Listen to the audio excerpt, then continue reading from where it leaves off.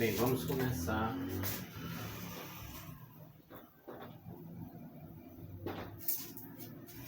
nossa aula 12.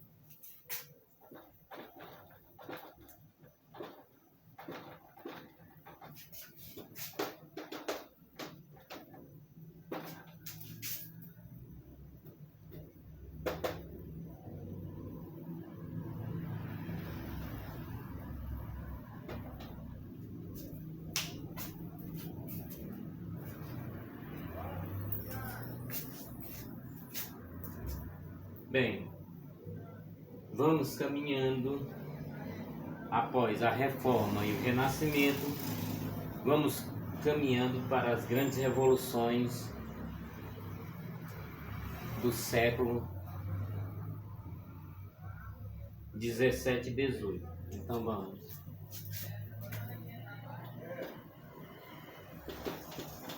A Revolução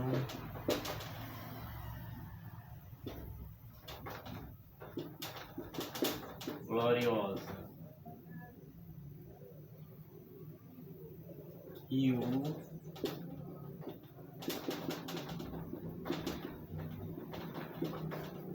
a Revolução Gloriosa e o capitalismo é o assunto que nós vamos estar explorando por hora. Vamos começar pela dinastia Stuart na Inglaterra.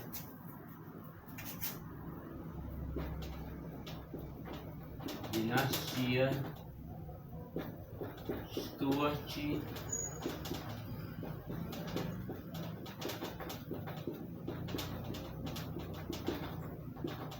na Inglaterra. Durante o século 17, muito importante estarmos ligados, né?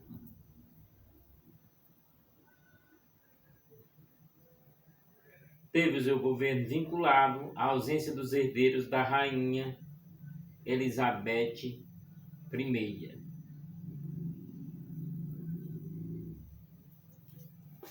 Então vamos colocar aqui como destaque Elizabeth I.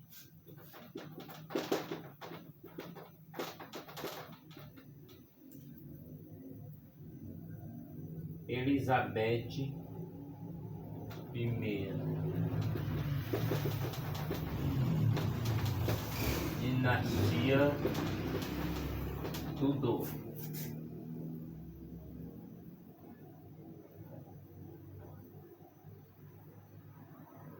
Portanto, a dinastia Stuart na Inglaterra durante o século XVII teve sua governabilidade vinculada à ausência de herdeiro da rainha Elizabeth I da dinastia Tudor. Seu início foi marcado pela ascensão de Jaime I.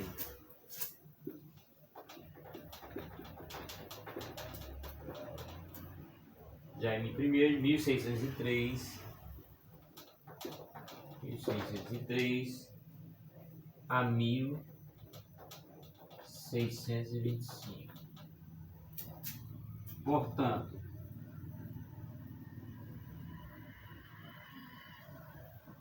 Elizabeth I na dinastia Tudor, tivemos a ausência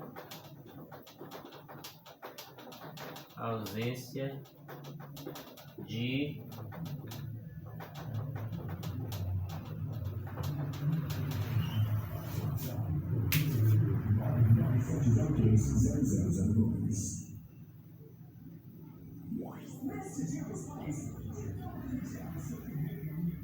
Portanto, a dinastia Stuart na Inglaterra, no século XVII, teve seu governo vinculado à ausência de herdeiros da rainha Elizabeth I da dinastia Tudor.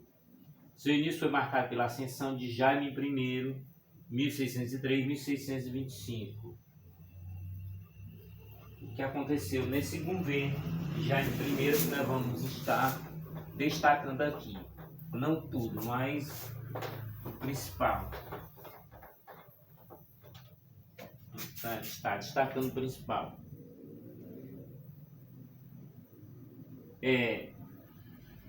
No governo de Jair I acontece a unificação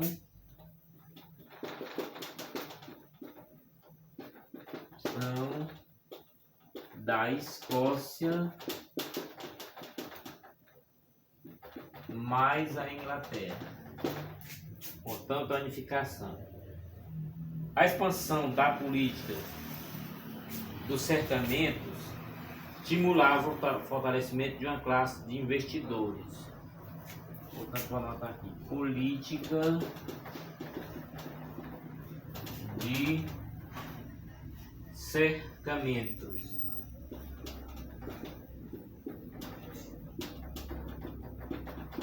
Vamos definir. A política dos cercamentos estimulava o fortalecimento de uma classe de investidores que explorava as propriedades inglesas de forma a conduzir a economia britânica ao capitalismo agrário. As antigas terras coletivas da Idade Média feudal passavam a ser exploradas para atender à manufatura têxtil, desempregando um grande contingente populacional de camponeses, que através do êxodo se deslocaria para o centro urbano, constituindo o significado exército de reserva. O processo do censamento acabou contribuindo para o enriquecimento de uma aristocracia fundiária, que, juntamente com os comerciantes, questionavam cada vez mais o poder dos reis. Durante o reinado da família Tudor, as relações entre rei e parlamento foram marcadas pela fragilidade, pontuada por concessões que os reis faziam diante do crescimento da burguesia e nobres, bem como da herança legislativa da antiga Carta Magna. Portanto, quem estava crescendo na Inglaterra? A aristocracia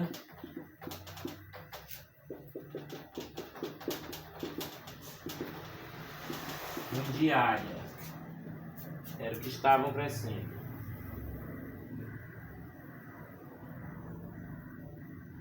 A herança legislativa da antiga Carta Magna, que enfraquecia o poder dos reis. O interesse da dinastia Stuart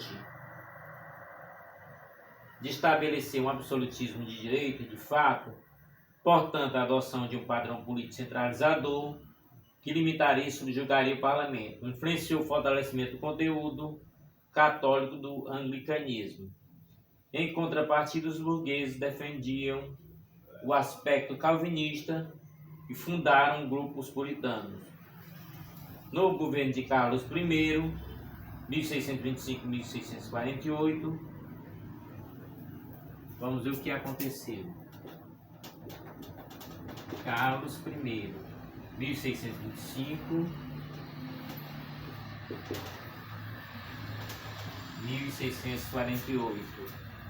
Os conflitos foram aprofundados, conduzindo a Inglaterra a uma guerra civil. O confronto envolveu os cavaleiros, grupo que apoiava o rei, e os cabeças redondas partidários do parlamento. A liderança de Oliver Cromwell, partidário dos puritanos, representante do interesse burguês, levou à derrubada de Carlos I. E o que deveria ser um governo que realçasse o princípio democrático transformou-se em uma república ditatorial, com o apoio do exército. Expressando os interesses da burguesia, foi estabelecido o ato de navegação. Portanto, uma república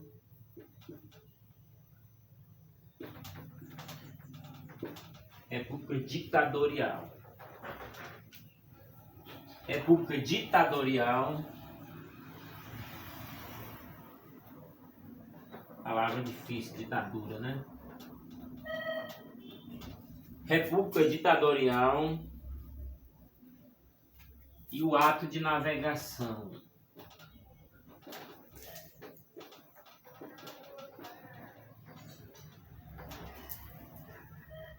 Mil seiscentos e cinquenta e um, para que guarde os anos.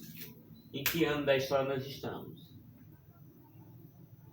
O ato de navegação faria da Inglaterra uma potência comercial marítima, ao estimular a produção naval e a atividade comercial. Com a morte de Oliver Cromwell, 1658, a dinastia Stuart Carlos Jaime voltou ao poder, na tentativa de retomar a centralização. O ambiente revolucionário não facilitou a restauração, que acabou sendo frustrada por uma ação liderada pelo parlamento.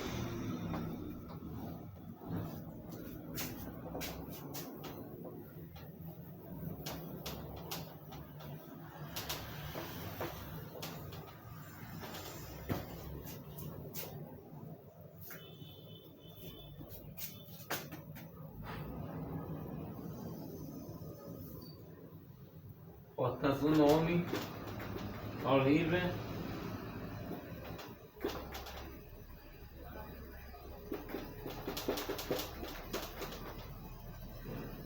Cromwell.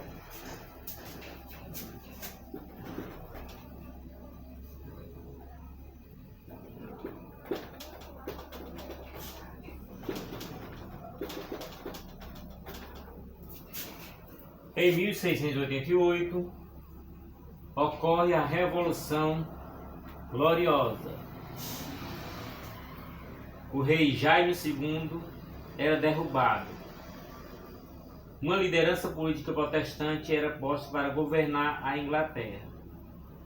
Portanto,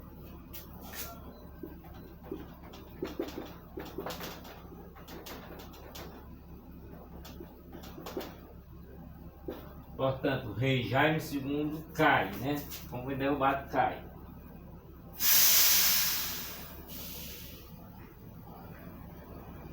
Uma liderança política protestante era posta para governar a Inglaterra. Guilherme de Orange recebe o trono, tendo que concordar em assinar a Declaração de Direitos. Portanto, Guilherme de Orange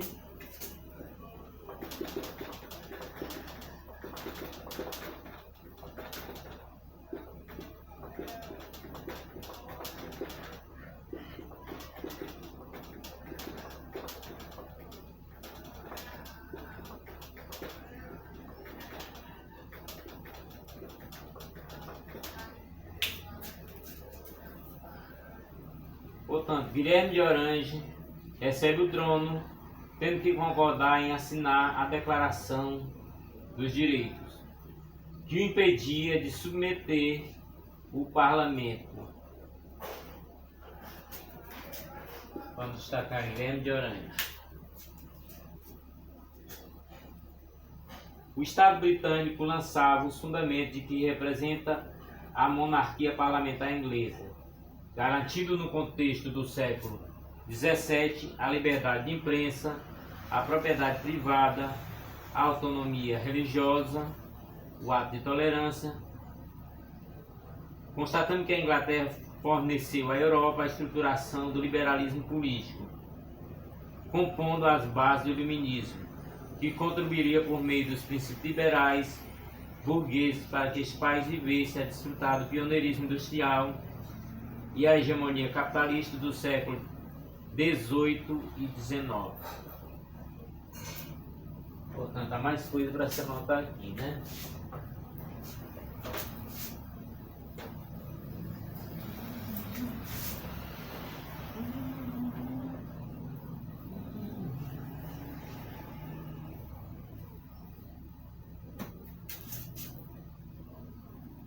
Portanto, o ato de tolerância, no caso, ato, tolerância, era na religião, respeitar a religião um dos outros. O ato de tolerância e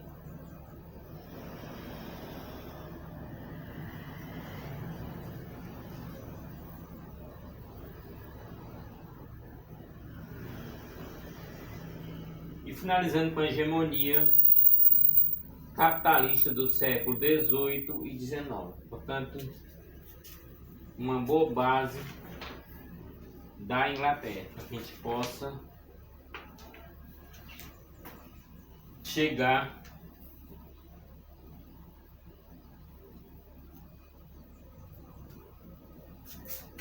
Vamos chegar a um pequeno resumo sobre o Iluminismo.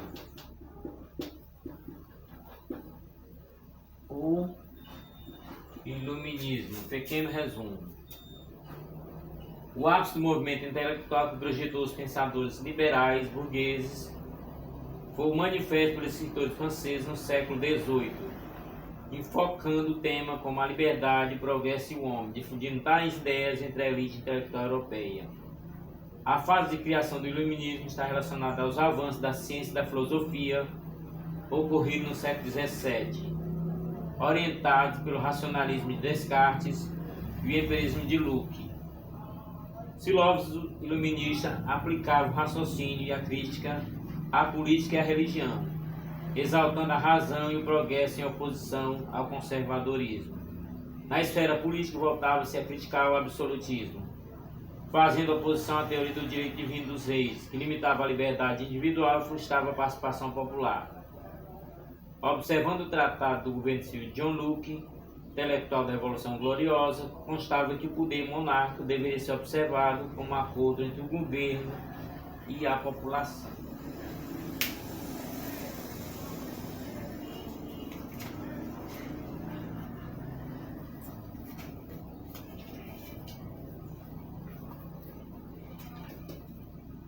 Então vamos destacar aqui o tratado do governo civil, né? Tratado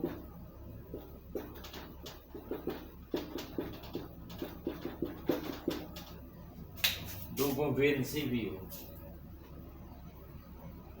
John Locke.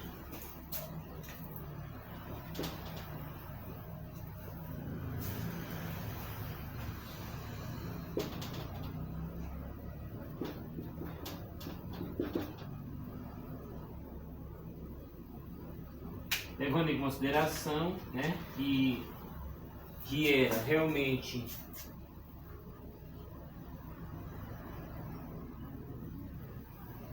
quanto à religião, o ataque voltou-se à Igreja Católica, instituição fundamental para a garantia do antigo regime. Questionada desde a Reforma Protestante, a Igreja foi alvejada por posturas anticlericais de ateus e materialistas. Certamente esse clima foi gradualmente minado às bases do tradicionalismo e estimulado um clima revolucionário. O Iluminismo, conhecido como Ilustração, época das luzes, caracterizou-se como um movimento intelectual do século XVIII, encontrando na França um solo extremamente fértil para a gestação de suas ideias. Pelo cosmopolitismo, universalismo da cultura francesa e pela própria insustentabilidade do antigo regime francês. Fervor intelectual se expressou pelo pensamento de filósofos burgueses, com exceção de Montesquieu, que era aristocrata, que acabaram estimulando o panorama revolucionário que levou à derrubada do antigo regime. Aqui vamos estar destacando alguns pensadores e suas épocas.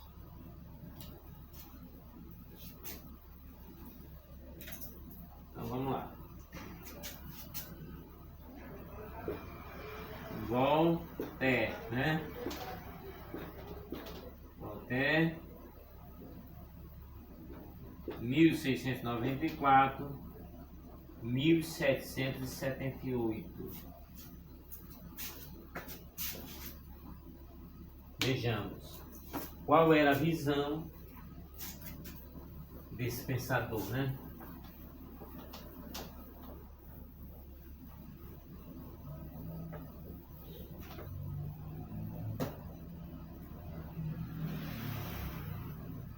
Criticou a nobreza privilegiada e as instituições políticas que restringiam as liberdades individuais. Publicou as cartas filosóficas em que as instituições francesas eram ironizadas. Difundiu ideias liberais defendendo a liberdade política e expressão. Portanto, Voltaire, Cartas Filosóficas, Liberdade Política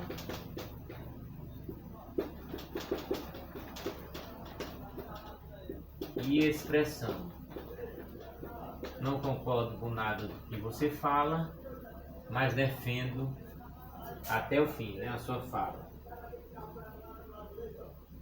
Dizia-se deísta, acreditava que Deus estava presente na natureza. Fazia críticas severas à igreja e condenava o absolutismo. Contudo, defendia a necessidade de uma monarquia centralizada, em que o chefe de Estado deveria ser apoiado por filósofos. No caso, seria o despotismo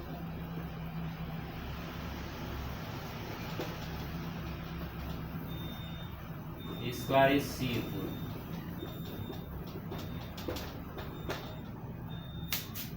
Portanto, os governos deveriam seguir aos conselhos dos filósofos.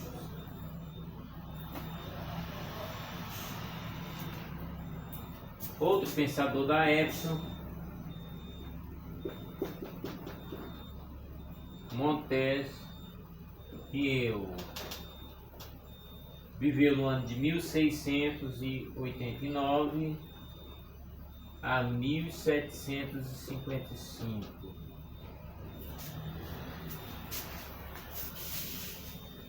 Pertencia à nobreza togada, dentre as suas obras.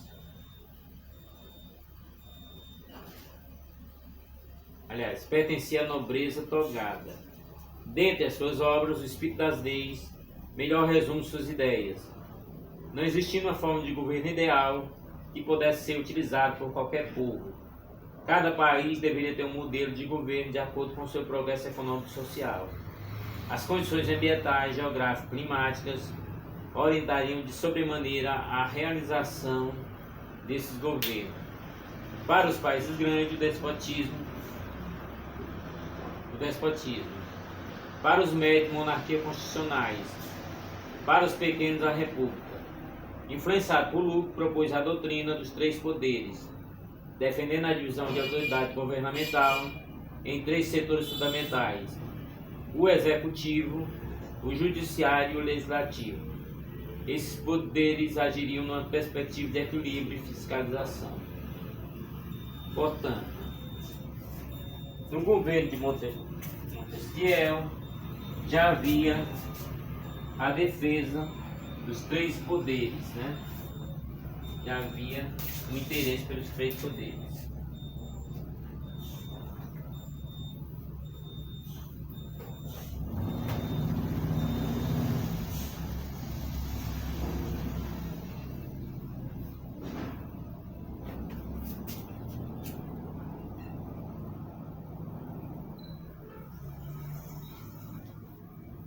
Sempre se fala dos franceses,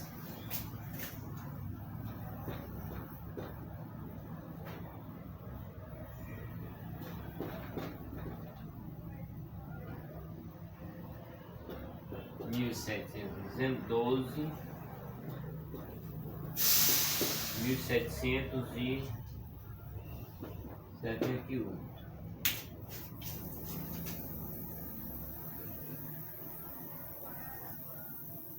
Jean-Jacques Rousseau, considerado o mais radical e popular dos filósofos, viveu de 1712 a 1778.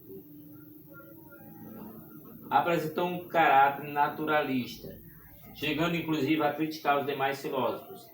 Dentre suas obras, o discurso sobre a origem e fundamento da desigualdade entre os homens, Emílio e o contrato social. Criticava a propriedade privada, acreditando que esta acabava a igualdade entre os homens. Sonhava com uma sociedade de pequenos produtores independentes. Em um contrato social, defendia o voto universal, a soberania popular, rompendo com as relações individualistas. O Estado seria, portanto, representante dessa maioria. O governo deveria ser executor da vontade da maioria, expressa pelo voto universal, em que o contrato social deveria garantir a igualdade, pois todos os associados teriam direitos iguais, fundamento para a liberdade. Com o veículo das novas ideias, temos os livros ampliados, sua produção com a imprensa de Gutenberg, da fase renascentista, as sociedades intelectuais e a franco-maçonaria, que tinham ligações por toda a Europa. É importante ressaltar que a síntese do pensamento do século das luzes encontrava-se na enciclopédia, conduzida por Denis Diderot, Jean de Lambert, criticado pelo jesuíta, teve sua circulação limitada. Portanto, vamos ter também a enciclopédia. Enciclopédia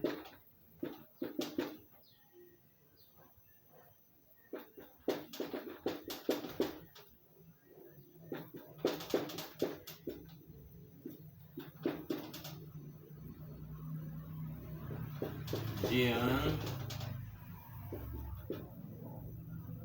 Alembert.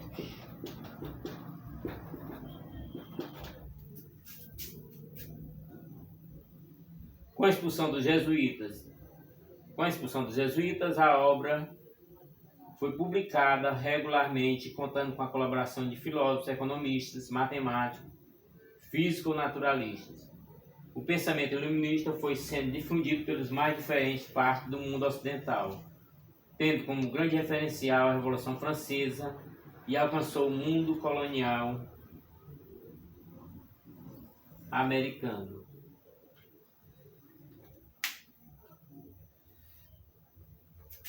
Vamos destacar agora as escolas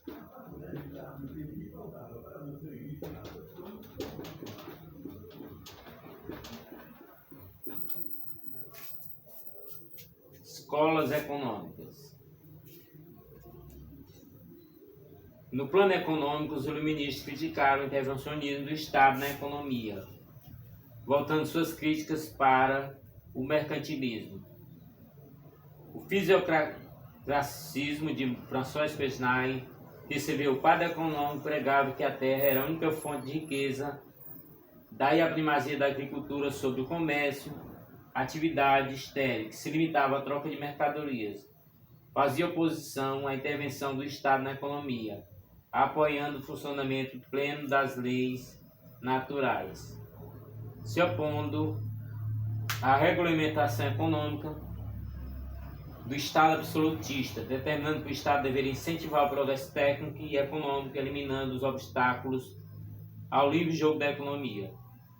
Sua expressão máxima foi a liberdade econômica. Deixa fazer, deixa passar, que o mundo anda por si mesmo.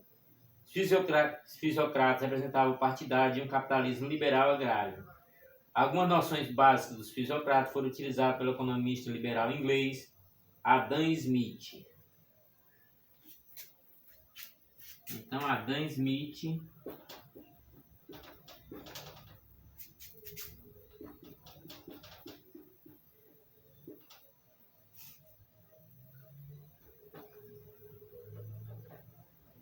é um liberal inglês, né?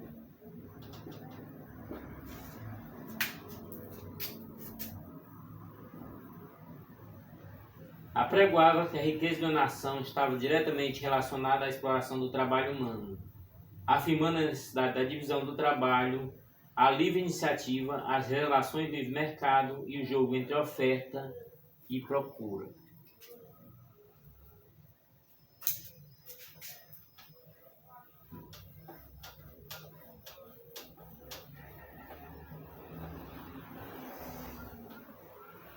Agora vamos estar falando sobre o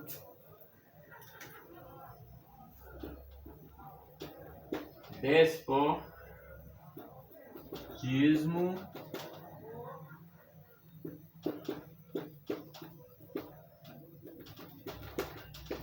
esclarecido.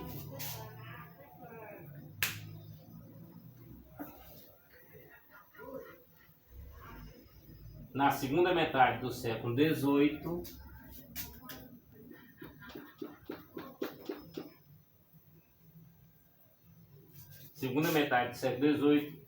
alguns países da Europa passaram a empreender uma política reformista, visando a modernização de seus estados pelos respectivos soberanos, como uma forma de tentar se equiparar às transformações capitalistas em curso na Europa Ocidental.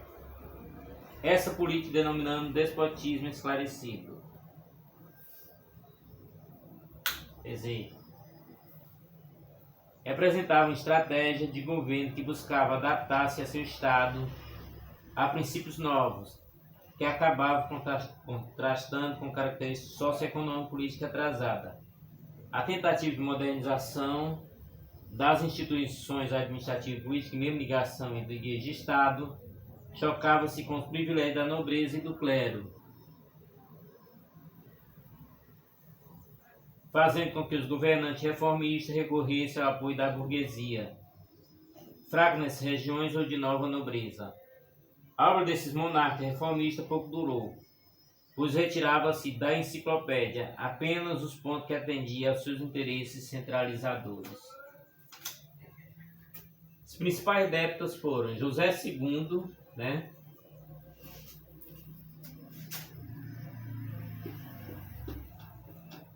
José II da Áustria. Muito sabido, só tirava na enciclopédia o que realmente lhe interessava. Catarina II da Rússia.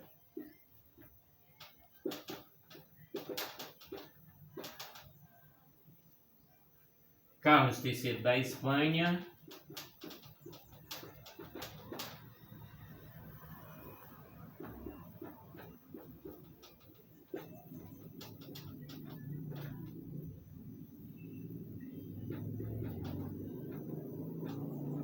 Marquês Pombal de Portugal, nosso conhecido da história do Brasil, Marquês de Pombal de Portugal.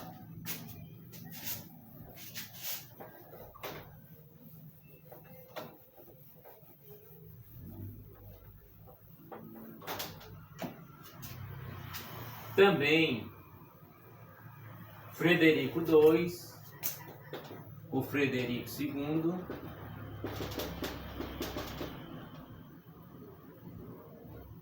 da Prússia,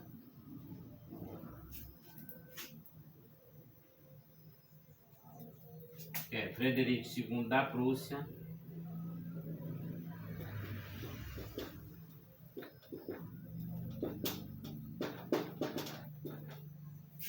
já que a gente falou,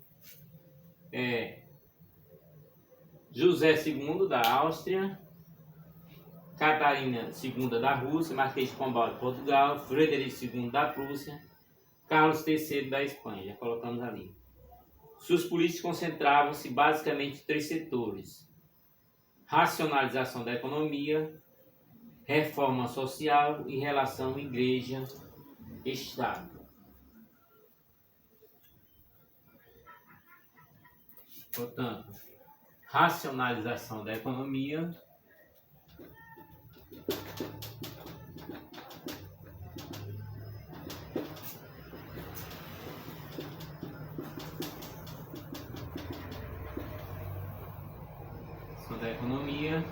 reforma social,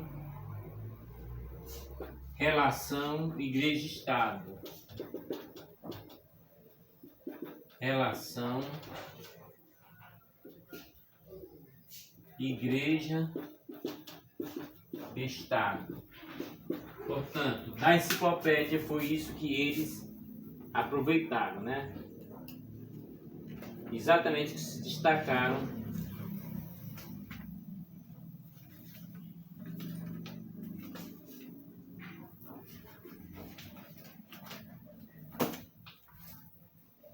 bem. E um assunto que vamos estar explorando,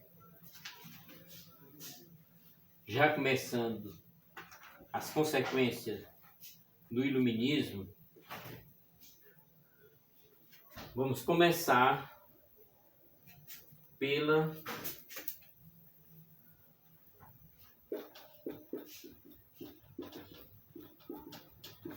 dependência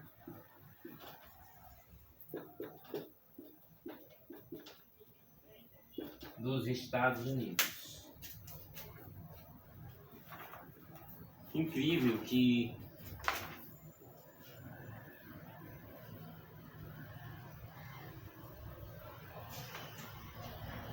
todas essas revoluções foram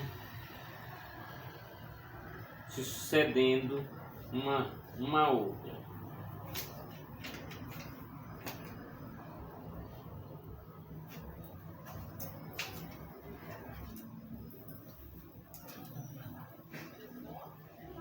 Durante a primeira metade do século XVIII, a Inglaterra não exerceu uma forte fiscalização diante do seu patrimônio colonial na América, pelo fato de vivenciar guerras europeias. Existia certo nível de fragilidade do pacto colonial em relação à América inglesa, o que acabou possibilitando a evolução das colônias do centro e do norte da América, tanto na indústria manufatureira quanto no comércio triangular. Esse comércio envolvia Nova Inglaterra, as Antilhas e a África, trocando melaça, transformando em rum por escravos. Contudo, passou a existir um choque de interesse entre a metrópole Inglaterra, que vivenciara a Revolução Industrial e buscava novos mercados, e o seu próprio colapso econômico frente à Guerra dos 7 Anos, 1756-1763, que muito embora a Inglaterra tivesse saído como nação vitoriosa e anexado o Canadá e a Índia ao seu patrimônio, teve déficit em seus cofres, voltando seus olhares administrativo metropolitano para suas áreas coloniais. Portanto, vamos começando o assunto independência dos Estados Unidos.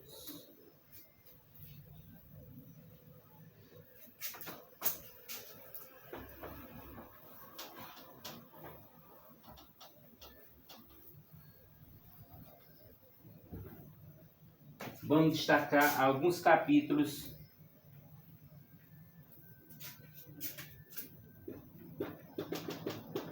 medidas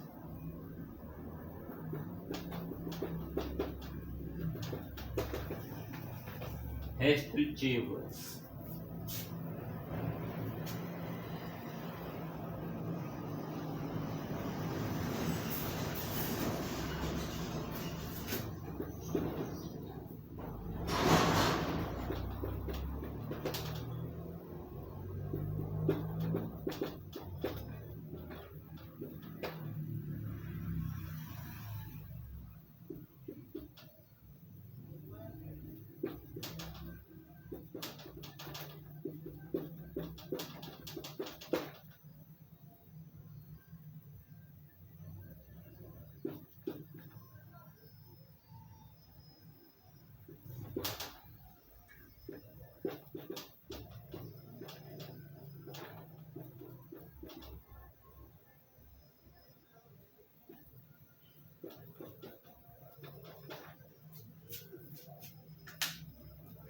Bem, inicialmente nós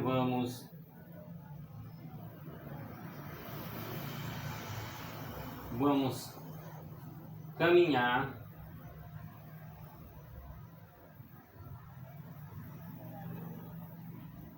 para esses assuntos. Visando o equilíbrio dos cofres, a Inglaterra lançou medidas restritivas. Em 1764, foi lançada a Lei do Selo, determinava que o açúcar não fosse proveniente das Antilhas Britânicas. Que não fosse proveniente das Antilhas Britânicas sofreria uma pesada taxação. Portanto, o açúcar que não fosse proveniente das Antilhas Britânicas sofreria uma pesada taxação. Essa lei afetava diretamente o comércio triangular da Nova Inglaterra, que adquiria na Antilha não inglesas o melaço para a produção de rum, pagando com produtos alimentícios. Mediante a venda do rum, os colonos não obtinham escravos da África. estabelecendo um comércio triangular. Os infratores dessa determinação inglesa eram considerados contrabandistas. Em 1765, a Lei do Selo determinava uma tributação sobre documentos, livros e jornais que circulassem na colônia teriam que receber um selo da metrópole, cujo valor era incorporado ao seu preço. Discordando da medida, os colonos se reuniram no Congresso da Lei do Selo em Nova York. Os colonos decidiram não pagar nenhum imposto à metrópole, sem ter a devida representação no Parlamento Britânico. Diante desse episódio foi gerada a questão dos impostos, em que os comerciantes ingleses, frustrados com o boicote colonial, se uniram aos colonos e exigiram o fim da Lei do Selo. Em 1767, o ministro Charles Townshend intensificou os impostos sobre a colônia, determinando tributação sobre o vidro, papel e chá. Os colonos se opuseram de maneira imediata, promovendo protestos em Boston, ocorrendo uma confrontação entre colonos e forças metropolitanas no chamado Massacre de Boston, que foi em 1767. Portanto, vamos finalizando por hoje, pois a história continua. O Massacre de Boston. Depois vamos colocar 1774, leis intoleráveis.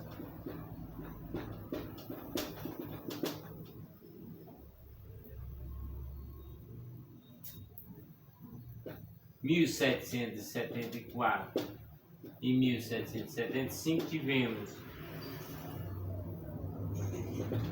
o primeiro congresso e o segundo congresso de Filadélfia.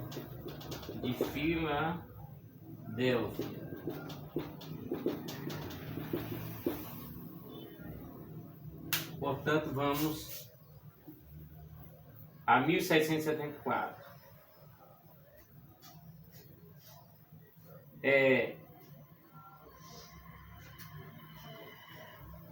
Os atritos levaram a Inglaterra a suspender os impostos, conservando apenas a tributação sobre o chá, que a partir de 1773, através da Tea Act, passou a ser o monopólio da Companhia das Índias Orientais, com sede em Londres.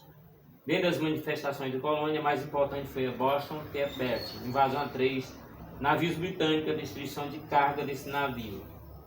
Em 1774, a Inglaterra estabelecia as leis coercitivas ou intoleráveis. Estabelecia o fechamento do porto de Boston, a ocupação militar de Massachusetts, julgamento especial para ingleses e a transferência da administração das terras no centro-oeste para Quebec, que buscava limitar a expansão dos colonos para o noroeste, fazendo oposição às leis intoleráveis. Em 1774, os colonos promoveram o primeiro Congresso de Filadélfia, decretando o fim do comércio com os ingleses, caso essas leis não fossem desfeitas. Os primeiros ataques ingleses acabaram estimulando os colonos a se reunirem no segundo Congresso de Filadélfia, 1775, decidindo pelo rompimento total com a Inglaterra. Portanto, a história continua, né? O conflito começa com o Massacre de Boston, depois os ingleses, diferentes de outros países, já começavam a lutar por sua independência. Essa continuação do assunto e continuação da história, vamos estar continuando em nossa próxima aula. Portanto,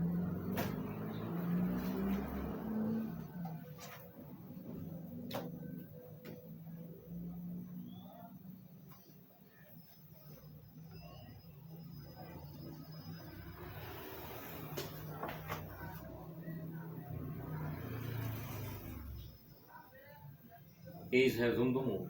Quer dizer, vamos estar continuando em nossa próxima aula. Vamos ter que Na nossa próxima aula já vamos ter a Declaração da Independência dos Estados Unidos, continuando com a Revolução Francesa, né? Assunto das nossas próximas aulas. Em nossas próximas aulas estaremos com a Revolução Francesa. E a história continua. Não deixe de ver os próximos vídeos. O importante é que veja os vídeos anteriores, porque a história continua. Até nossa próxima aula, até nosso próximo vídeo. Convide os amigos para se inscrever no canal. Até nossa próxima aula.